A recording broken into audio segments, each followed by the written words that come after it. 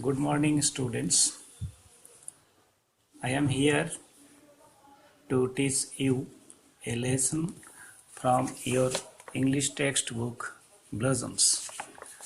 Now we are ready to start lesson 4. The name of the story here is The Shop That Never Was. It is at page 36 in your textbook. So please open page 36. Here the writer is H. G. Wells. His full name is Herbert George Wells. He was a famous English writer. He was especially famous for his contribution to science fiction. Do you know what is a fiction? Fiction is nothing but an imaginary story. That is, there is no reality in it. So, the phrase science fiction means fiction based on science. So, we can conclude that H.G. Wells was famous for writing imaginary story based on science.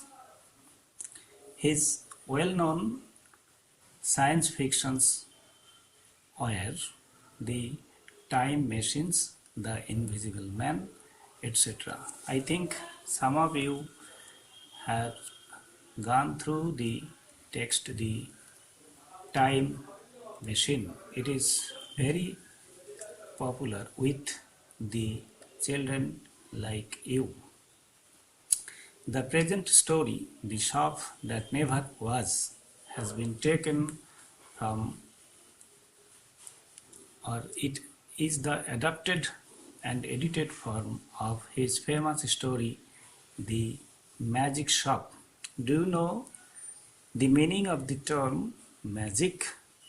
Magic is any art that invokes supernatural powers, and it is also well known to you that the children are fond of seeing magic. So we can imagine that here in this story we are going to read about something funny, something supernatural. Let us start open at page 37, and we are now trying to explain the text. I had seen the magic shop from afar several times. Here the narrator is dictating, stating that he had seen the magic shop many times from a distance. He surpassed, I had passed it once or twice, but never had I thought of going in. That is, he had surpassed it once or twice or occasional times, but he had never an idea of entering the magic shop. One day my son Jeff dragged me up to the shop, but one day he had another experience. He was pulled harshly inside the shop by his son Jeff. There was much keenness in him, and that I was forced to get in. There was strong desire, strong eagerness with the boy. That is why the narrator was compelled to enter the magic shop. Then, next paragraph. It was a little narrow shop. Here we have a word narrow. The antonym of the word narrow is wide. You have to keep in your memory. Not very well lit. That is, the room or the shop was poorly lit. On the shop counter there were several crystal balls. There were many shiny glass balls in the counter. On the floor there were magic mirrors, one to draw you out long and thin, and one to make you short and fat. There were several magic mirrors in which we can see, we can experience our sensed form or in contrasting forms. While we were laughing at all these, the shopman appeared. That is, the change of our appearance there made up made us laugh. In the meantime, the shopman turned up or came there. How can I help you? Said he. The shopman's first question was to ask how he can help us, how he can favor us. I want to buy my little boy a few simple tracts, I said. The narrator's answer was then that he was ready to buy a few simple tracts or cunning device in order to appease the curiosity of the little boy with him home, said the shopman, and scratched his head for a moment as if thinking. But the shopman's behavior was that he was thinking something for a moment, or he pretends to think something for a while. Then he drew from his hair a glass ball and said something like this and held it out. Then, out of our curiosity, he was able to find out or discover a thing from within his hair and asked if we were searching for such a thing. The action was unexpected, that is, his action or the shopman's action was not anticipated by us, or in other language we can say that we were not in expectation of such behavior, such action from the shopman. I had seen the trick done at magic shows, but I had not expected it here. I was familiar with the tricks of a conjurer or a magician in the magic show, but I was not ready to see such an action in a toy shop. That's good, I said with a laugh, but I made my comment that it was a good toy. Isn't it? Said the shopman. The shopman was also in a mood of asking us a tag question. Do you know the term tag question or question tag? When the questioner wants to get sure, he asks such a question. Suppose one's man is Arnab and I tell him, you are Arnab, aren't you? It is an example of tag question. Jeep stretched out his hand to take this object and found merely a blank palm. Jeep was ready to receive the glass ball. That's why he elongated his hand to receive the object, that is the glass ball, and found merely a blank palm. But he could not receive it because there was a vacant palm.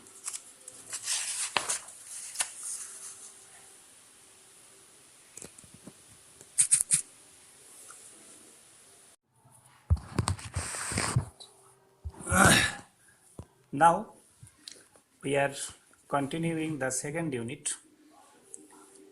It's in your pocket, said the shopman, and there it was. The shopman could detect that the boy Jeep was befooled, and he informed Jeep that the glass ball was in his pocket, and it is needless to say that it was really there. How much does it cost? I asked. Then the narrator wanted to know the price of the glass ball. There is no charge for a glass ball, said the shopman politely. Very decently, the shopman answered that there was no charge for the glass balls. We get them free. He also admitted that the shopkeepers got the balls freely. He drew a business card from his check and handed it to me. That is, he invited me with a business card for my visit there in future. Genuine magic goods, sir, he said. He also informed me that uh, I could get their pure magic goods in his shop. He now turned towards Eve and with a friendly smile and said, "You wanted a magic box, didn't you?" The shopkeeper's or the shopman's inquiry here indicates that he can read. He could read the desire of a man's heart. He wanted to know from Zip if he was desiring to have a magic box. Here we have a word friendly. Can you tell me which part of speech does the word friendly belong? Most of you will answer that it is adverb, but you will be wrong because friendly is an adjective. So we cannot draw or should not draw the conclusion that the word ending with ly must be adverb. Yes, Jeep said. Jeep positively answered. It's in your pocket, he said. There was another magical trick in which the magic box entered in Zip's pocket. Zip discovered the box with surprise, and the process in which the magic box entered his pocket made Zip totally surprised, wondered. Then the shopman quickly went behind the counter and was absent for a while. Then the shopman remained absent for a while. Let us look behind the counter, Jeep, I said. He is making fun of us. Then it was clear to the little boy Jeep that the shopman was making joke with them. Just then he appeared again from a dark corner of the room. Then once again the shopman came out of his hiding place. "You'd like to see our showroom, sir," said he. Then he proposed to have a look of his showroom. Jeep tugged my finger forward. Then the author's or the narrator's finger was pulled by Jeep, and it is needless to say that it indicates his strong desire to was the showroom. In the showroom, there were many things that Jeep fancied. In the showroom, we could discover many things which were liked by Jeep. He turned to this astonishing man with respect. That is, there was an awe within Jeep's mind for the shopman. "Is that a magic sword?" he said. Then he indicated to another toy and wanted to know if it was the magic sword. "A magic toy sword, this is a unique one." Then it was replied by the shopman that it was a distinctive magic toy sword. "It neither bends, breaks, nor cuts the fingers. One cannot bend it, break it, but at the same time it cannot cut the user's fingers. Here we can learn the use of neither nor. When both the answers are negative, we can use neither nor. I tried to find out what they cost, but the shopman did not pay attention to me. The narrator wanted to know the price of the toy sword, but he was not paid any attention by the shopman. He had got Jeep now. He was busy to entertain Jeep now. I saw with a feeling of distrust. There was a sense of disbelief within me. That Jeep was holding this person's finger as usually as he held mine. That is, or it indicates that Jeep was more accustomed, more familiar with this shopkeeper than mine. Okay, now we conclude here this unit 2. Now you can ask me anything if you feel any problem. For reading comprehension, now my advice is to revise the text so that you can answer any kind of questions set in for vocabulary test, setting for comprehension test. Then secondly we have the vocabulary test. I am giving you 10 words. Your duty is to make a column having 4 rows, namely noun, adjective, verb and adverb.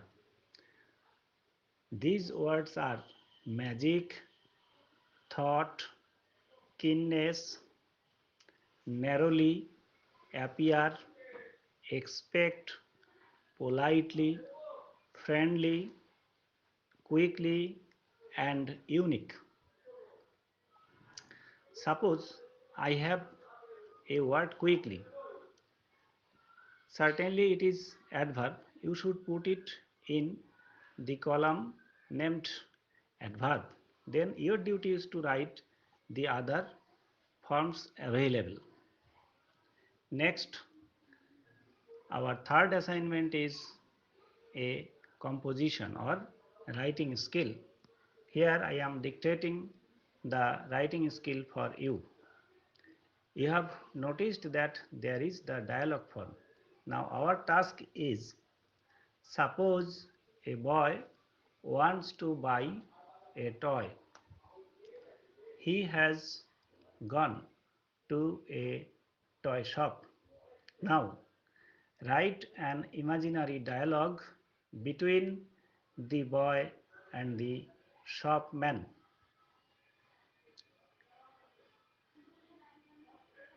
Then your duty is to preserve it with you, and I shall send you the answer for the vocabulary test, and then you can check your answer by comparing it with the model 1. In case of writing, you have to keep it with you so that I can check it when the school opens after the lockdown.